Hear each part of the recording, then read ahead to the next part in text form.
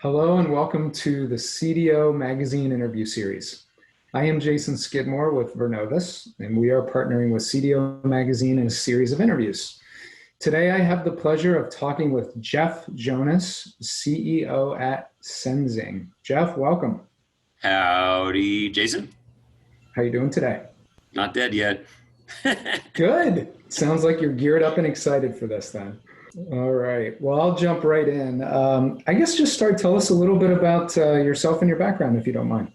I spent most of my life being a custom software programmer and built up a company and moved it to Vegas in the 90s. And then of the 100 things that I've had my hands in creating, it was a system that became known as NORA, non-obvious relationship awareness. It used entity resolution to figure out who is who and who is related to who, despite really messy data and people changing their names. And that grew up, and we took some investment. I sold that company to IBM. I stayed at IBM 11 and a half years. No founder CEOs ever stayed that long. They didn't think I was going to stay that long. I was the largest shareholder, but I love my work. I love my team. And we started on a next-gen entity resolution technology in 2009, and I spun it out in a one-of-a-kind spin-out from IBM. Very fortunate, and in 2016. And so Senzing is not a startup. It's a reincarnation.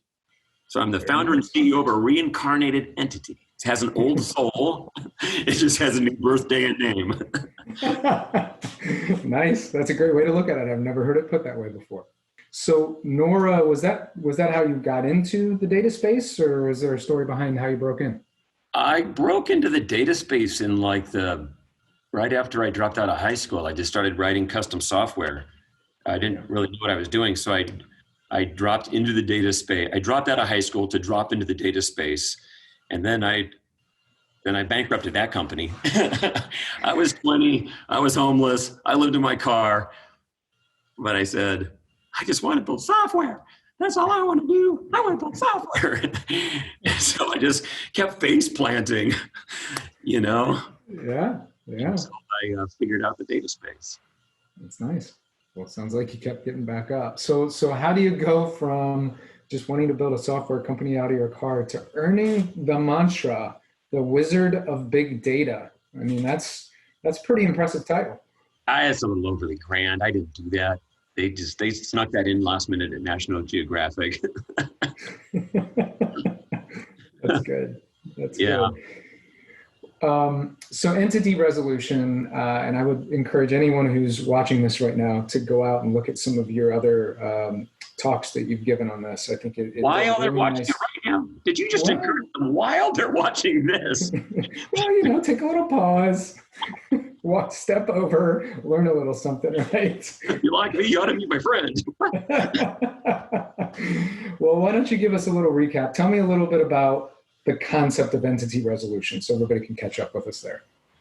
So entity resolution is figuring out when two records relate to the same person or company despite being described differently. Like one says Bill, one says William, one has Edwards as a middle name, the other one has E. When the last name Smith is spelled funny. The phone numbers are structured differently, the addresses are messy. It's difficult for organizations to match messy data. They have duplicates within systems, and then they don't realize, or it's been difficult to match data across systems to get single view, or to figure out if the bad guys are really inside. And it's a hard problem. Companies spend a ton of money on it, or they'll have 20 full-time people working on it, or 50. Some have 100.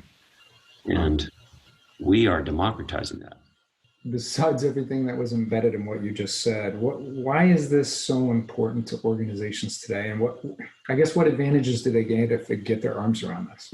Well, there's a big difference between thinking you have 5 different customers with 5 transactions versus having one customer with 5 transactions. Like, how can you possibly deliver good service if you think you have 5 different customers and it's one? And in the case of fraud, which is one of the more fun use cases, is like what we would just characterize as bad guy hunting, is bad guys never use the same name and address in every record. Heck, only the idiots would do that. And the idiots run out of gas on the way to the operation. They take a wet match to a fuse, so you don't have to worry about them. But all the clever bastards, if I may use the word, They are constantly just fudging their identity data because they don't want to be resolved. They don't want you to realize it. And I'll give you an example. Some work we did with the bank in Hong Kong. They had removed somebody from the bank for being a money launderer, and the exact same customer showed back up in India with a different passport, one letter different in the last name. And the bank was like, oh, yay, a good customer. It was not. It was a very skilled money launderer that loved their relationship with the bank. Yeah. So that's an entity resolution problem. Absolutely. Absolutely. So with that in mind, tell me a little bit about Senzing and how you guys are helping to address this issue.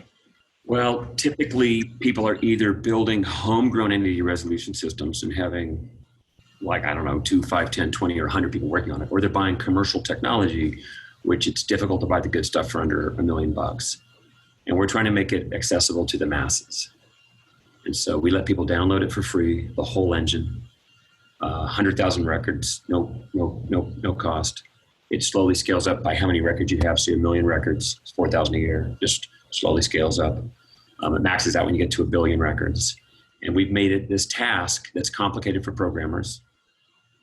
Now it's just super easy. Like we've turned it into literally on a REST service, a single API call to do entity resolution. No training, no tuning. So it takes 10x out of the price. So I want to grow, it's like, we want to grow up and be like a Stripe or a Twilio. Like no one writes their own credit card interface anymore. You just use Stripe. If you want mobile comms, yeah, you can go do that yourself. Or you can just use Twilio. Like when you use Uber, just to give you the example, when you use Uber and you can communicate with the driver but only during the session, Uber could have just done that themselves, or they could just use the Twilio API. And so that's what we do. We're just making this thing called entity resolution, which is, it's in so many systems. It's needed when you onboard customers. It's needed for fraud. It's needed for customer 360, next best action, patient record matching. And we are literally making it a no-brainer for programmers to add. So we're a developer tool. We send them the code. They run it local. So no data flows to us. And they just pay an annual subscription to use it. And it's super affordable. That's what we're doing.